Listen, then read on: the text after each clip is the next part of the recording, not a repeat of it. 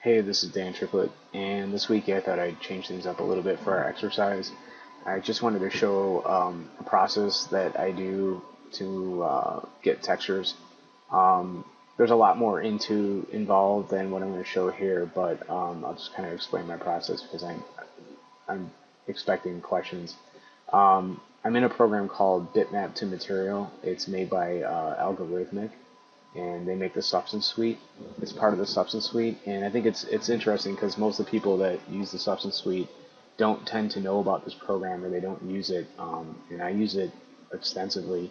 I worked as an environment artist in the game industry for over 6 years, and when I found this program, it was kind of like the perfect match for me. What it does is it helps you take photographs that you've taken or that you've collected off of the web and turn them into tolerable, usable textures within a real-time environment like Unreal or Unity, or even Maya. Maya's 2.0 viewport you can use this stuff in. So um, I do a lot of photography myself for my own textures. So I have a huge texture library that I just kind of got sitting around and I've collected for years. And I purposely put this really small, bad looking texture up here. So I'm going to start off and show you like a texture that I made right here. I took this at an apple orchard. Well, I took the initial pictures of the apple orchard and then I made it tolerable. I stitched it together and made it tolerable. And so I pulled this in. All I've done right now is just pulled the texture in, and then Bitmap to Material has already tried to kind of figure out like what I would want for a normal map for bump. So already I'm getting kind of a cool looking uh, bump going on there. It may be a little bit different than what I want in the end. So over here on the side we have all these different settings, and it even has a setting to make it tile. So I've already tiled this myself, so I don't need to make a tile, but if I did want to, I can turn this on. And usually I use the first setting. And what it does is it will, um, it has its own, properties to make it tile. So now it's tiling on its own, even without my tile. So even if I just had a photograph, I can take that in and bring it in, and it will tile. So the next thing I do is I come into, like, these will all be closed at first, except for I think the first one. You don't really have to play with these too much, but you can. There's all the different settings have like little different things that they do, and you can read about them. I don't necessarily need to play with that many of them. In relief, that's basically like your bump map and your height map. In here, sometimes I'll play with this pinch a little bit just to kind of get a different, more flatness on the bark, so it's not all kind of pointing. You can see what happens here on the normal map, and I can switch to any of my other maps at the same time. So like here's my glossiest map. Here's a height map. So this is something you could use in Maya for a displacement. I don't know how good that will work as a displacement in Maya. I'm not really sure. I haven't tried it. But if I move this back to 0, you can see this kind of looks like a normal height map.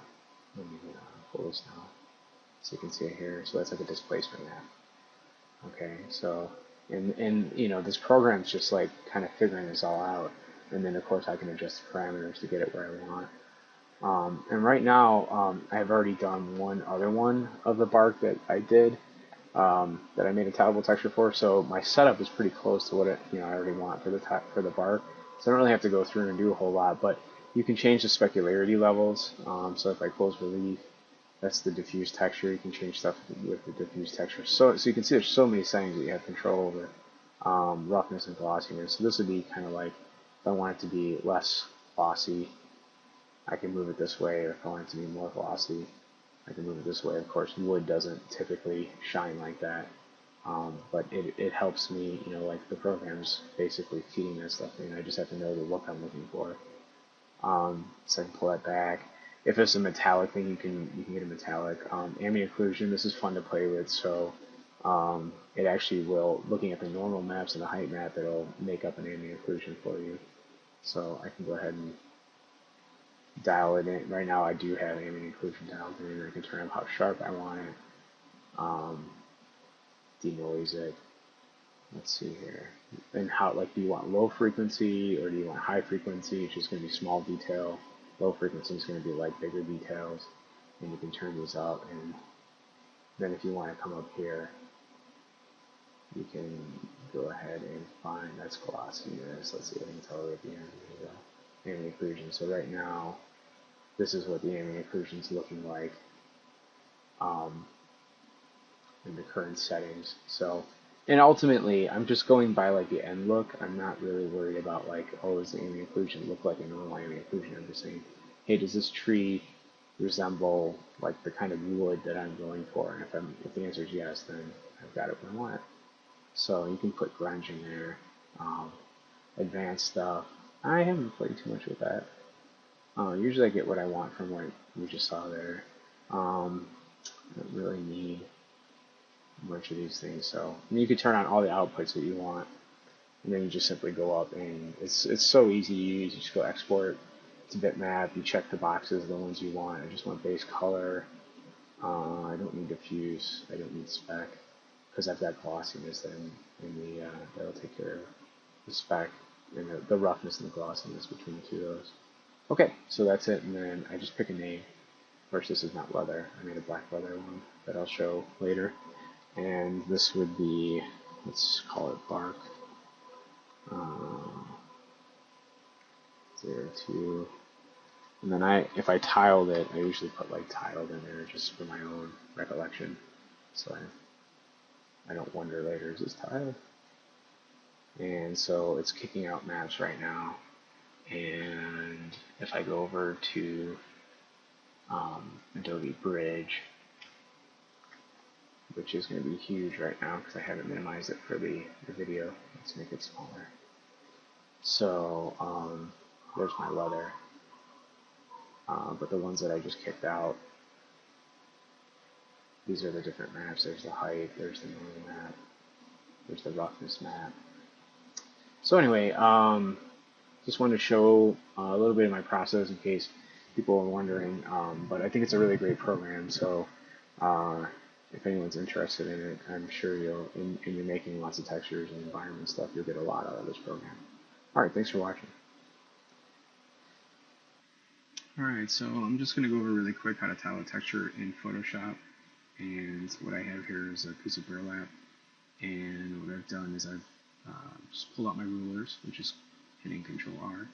And then you just drag out a ruler from the side, click and drag. And what I'm going to do is kind of set this up like so, so I can straighten these strands out a little bit. It's going to help me make them so that they can match up. As you can see, these bottom strands are kind of going off.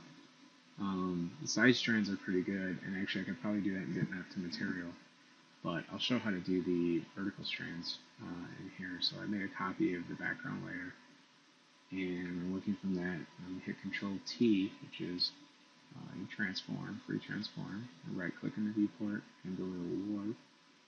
And now what I'm going to do is grab some of these handles here and start warping them over so that hopefully I can get these strands matching up.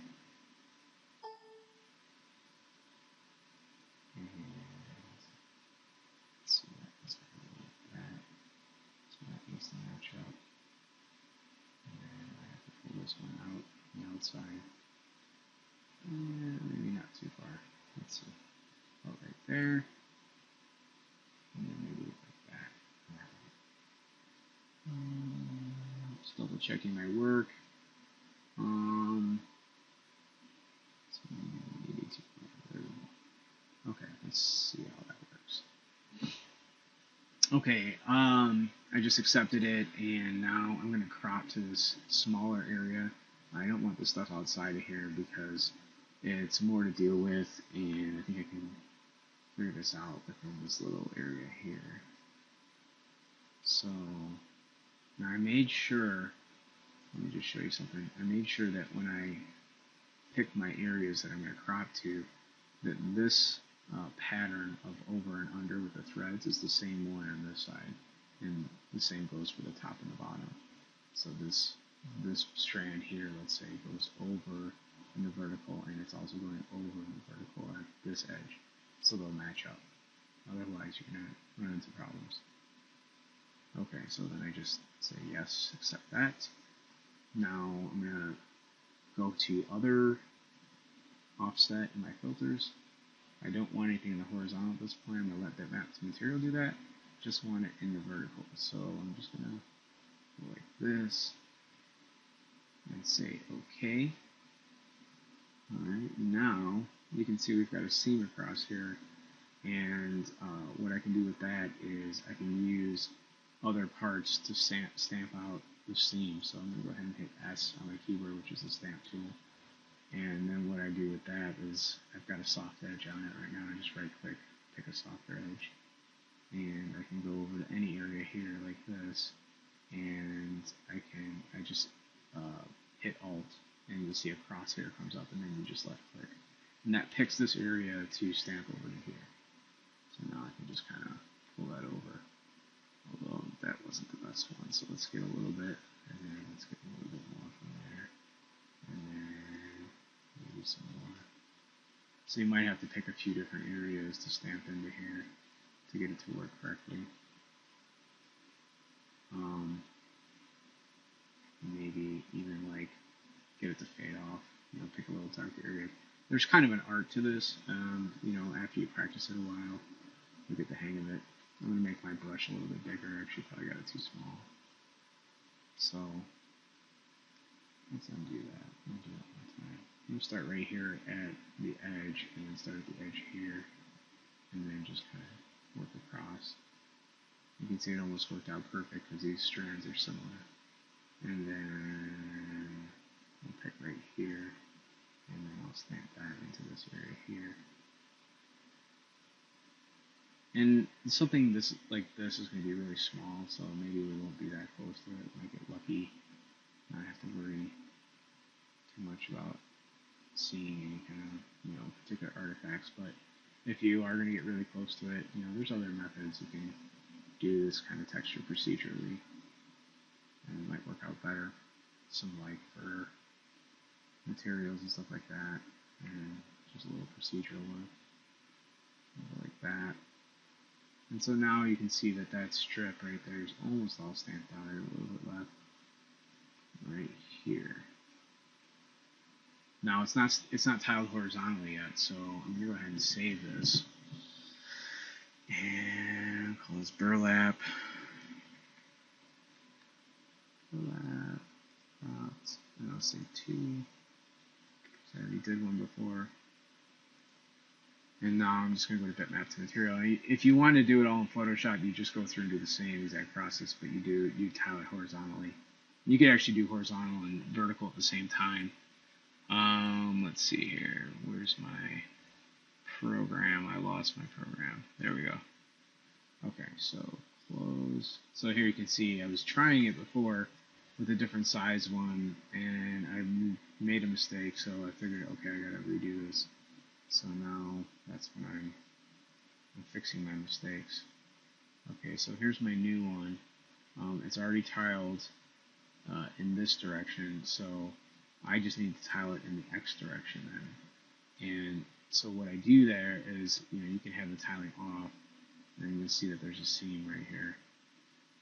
But then if I turn the tiling on, make it tile, and then we don't want the first one at this point because it's not like a random texture. We want it like explicit, so we want to go just in the X direction, and it will only tile going X, and the Y it will leave alone. So at this point here, you can see the Y wraps around nicely because we did that ourselves, and then the X is doing pretty good. Got a little cut off there. It's not perfect. You can go ahead and fade the edges more, tiling transition size. So you just kind of do that type of thing. But I sometimes it's actually better. It's better to actually kind of make it smaller, maybe. See if that works out better. So the less that you mess with the original texture, the better. So that looks pretty good. So then I would say, okay, that looks good, and my relief is pretty good.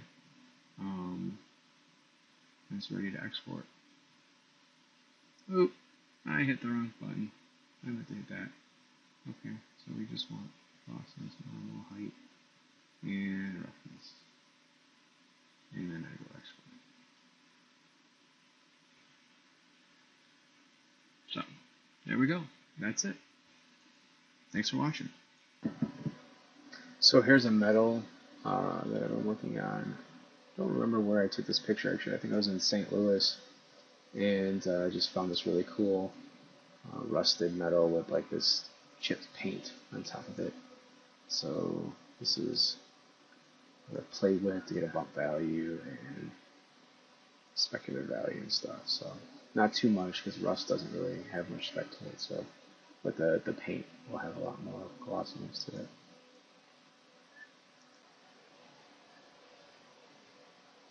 So here's leather. This was taken from a picture of a biker's leather jacket. So it's actually kind of a big grain. So realistically, you probably see it from like maybe this far away or even further. But it's got bump to it and everything, specularity.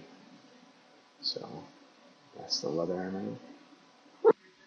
So here's the last texture that I'm going to show, which is just like a stone texture. Um, and I got a picture of a rock pretty close up, and it's all tiled. Looking pretty cool.